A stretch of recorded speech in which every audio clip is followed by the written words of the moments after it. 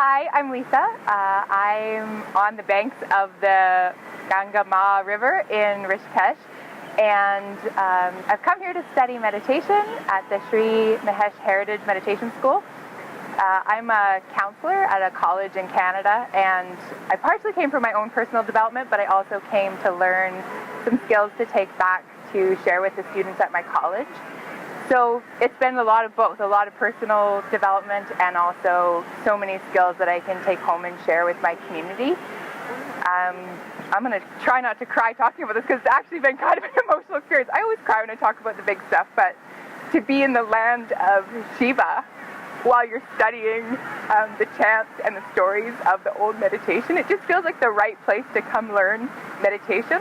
So I feel really grateful to be here. The teaching's been even better than I expected, really heartfelt, spirited teaching, along with the true science of yoga and meditation.